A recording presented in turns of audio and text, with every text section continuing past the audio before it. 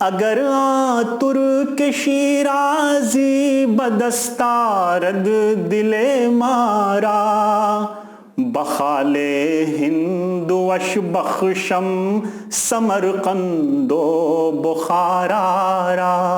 فارسی شاعری سینکڑوں سال پرانی ہے اور فارسی زبان شاعری کا اتنا بڑا ذخیرہ رکھتی ہے کہ اسے دنیا کے کسی بھی زبان کے مقابلے میں رکھا جا سکتا ہے۔ آج میں آپ کے سامنے فارسی کے ایک بہت عظیم شاعر حافظ شیرازی کا مختصر تعارف پیش کرنے کی جسارت کر رہا ہوں۔ جسارت اس لیے کہ 5-7 منٹ کے اس ویڈیو میں اتنے بڑے شاعر کے تعارف کا حق ادا نہیں کیا جا سکتا۔ حافظ کی شاعری کی عظمت اور ان کے خیالوں کی بلندی کا اندازہ اس بات سے لگایا جا سکتا ہے کہ بعض نامور شخصیات نے حافظ کے صرف ایک شعر کی تشریح پر مکمل کتابیں تحریر کرتی ہیں۔ حافظ کے کلام کا گہرائی سے مطالعہ کرنے والے بتاتے ہیں کہ حافظ کی شاعری میں اتنی وسعت ہے، اس کے مفہوم اتنے گہرے ہیں کہ عام قاری کا اس کی گہرائی تک پہنچنا بہت مشکل ہے۔ عام فارسی دانوں کی نگاہ میں حافظ ایک ایسا شاعر ہے جو عشق و مستی، شراب اور محبوب کی باتوں کو بہت دلکش اور خوبصورت انداز میں بیان کرتا ہے۔ وہیں صوفیوں نے حافظ کے کلام میں تصوف کے نکات بھی تلاش کیے ہیں۔ حافظ کے قدردان تو یہاں تک کہتے ہیں کہ بظاہر حافظ عشق و عاشقی اور اپنے محبوب کی بات کرتا ہے، لیکن اس کے شعروں میں اتنی گہرائی ہے کہ اس کے ذریعے پہنچنے والا خدا کی حقیقت تک پہنچ سکتا ہے۔ حافظ کی ایک مشہور غزل کے پہلے شعر کو ہی لیجئے، اگر ترک شیرازی بدستارد دل مارا، بخال ہند وش بخشم سمرقند و بخارا۔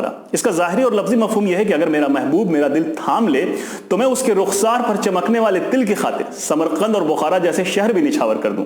اب اس شعر کی تشریح میں ماہرین نے خوب دماغ سوزی کی ہے۔ بعض نے تو یہاں تک کہہ دیا کہ حافظ اس شعر میں دنیا سے بے رغبتی اور اپنے حقیقی خدا سے محبت کا اظہار کر رہا ہے۔ ترک شیراز حافظ کا خدا ہے اور سمرقند اور بخارا یہ دنیا ہے۔ حافظ خدا کی محبت میں اس دنیا کو قربان کر دینا چاہتا ہے۔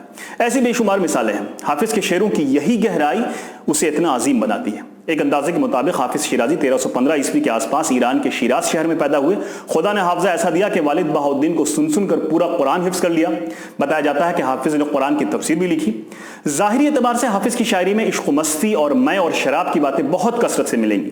حافظ کے دیوان کا پہلا ہی شعر ملاحظہ کیجیے، الا یا ایھا الساقی ادر کاسا و ناولھا کہ عشق آسان نمود اول ولے افتاد مشکلہ۔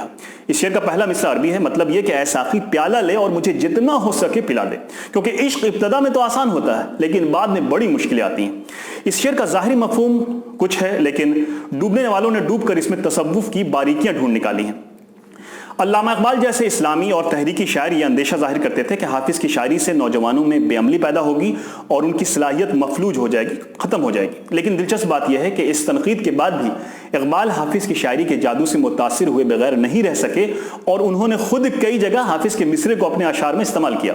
خطاب بنوجوان عن اسلام کے نام سے اقبال کی جو مشہور نظم ہے، کبھی اے نوجوان مسلم تدبر بھی کیا تو نے، وہ کیا گردوں تھا تو جس کا ہے ایک ٹوٹا ہوا تارا۔ اس نظم کے ایک شعر میں اقبال نے حافظ کے مصرے کو استعمال کیا ہے، سما الفقر و فخری کا رہا شان عمارت میں، باب و رنگ و خال و خط چہ حاجت روئے زیبارہ۔ اس شعر کا دوسرا مصرع باب و رنگ و خال و خط چہ حاجت روئے زیبارہ حافظ کی ایک مشہور غزل کا مصرع ہے۔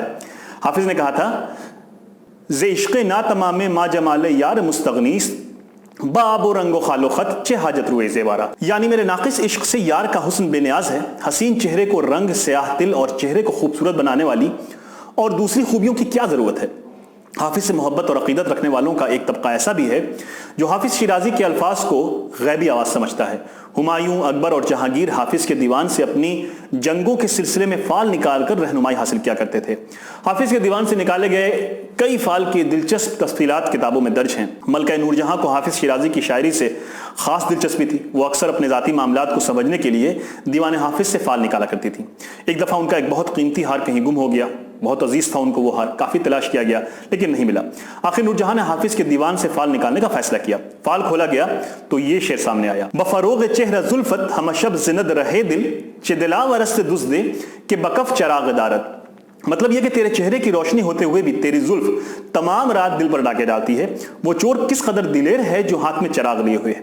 یہ اشارہ کافی تھا جب کھوئے ہوئے ہار کی تلاش کی جا رہی تھی، تب ملکہ کی تمام خادمائیں اس کی تلاش میں لگی تھی۔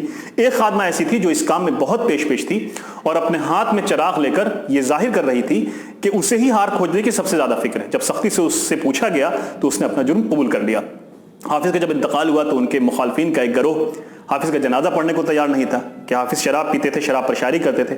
حافظ کے دیوان سے فال کھولا گیا تو یہ شعر ظاہر ہوا، قدم دریغ مدارس جنازہ حافظ کہ گرچہ غرق گناہ است می رود ببہشت۔ حافظ کے جنازے سے اپنا قدم کیوں پیچھے کرتے ہو؟ حافظ گناہ میں تو غرق ہے لیکن وہ جنت کی طرف جا رہا ہے۔ یہ واقعات بہرحال مصدقہ نہیں ہیں۔ حافظ کے حالات زندگی میں مختلف لوگوں نے تحریر کیے ہیں۔ 1390 عیسوی میں حافظ کا انتقال ہوا۔ حافظ کی ایک بہت ہی مشہور غزل جس کے ایک دو اشعار آپ نے ابھی تعارف میں بھی سنے، ترنم کے ساتھ۔ اگر ترک شیرازی بدستارد دل مارا، اگر ترک شیرازی بدستارد دل مارا، بخال ہند وش بخشم سمرقند و بخارا، بدے ساقی میں باقی کے در جنت نخواہی یافت، کنارے آب رکنا باد و گلگشت مسلارا، ز عشق نا تمام ما جمال یار مستغنیست،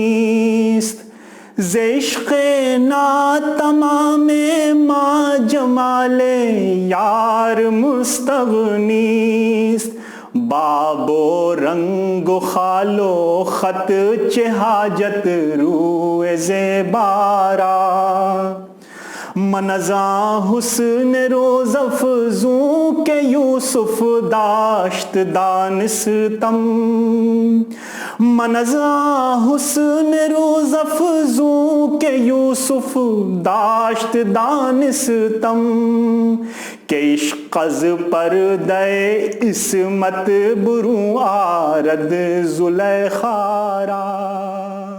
علامہ اقبال نے ایک جگہ حافظ شیرازی کے حوالے سے لکھا ہے کہ اگر عالمی سطح کے شاعروں کی ایک فہرست تیار کی جائے تو حافظ شیرازی پہلے 5 شعراء میں کہیں نہ کہیں ضرور ہوں گے۔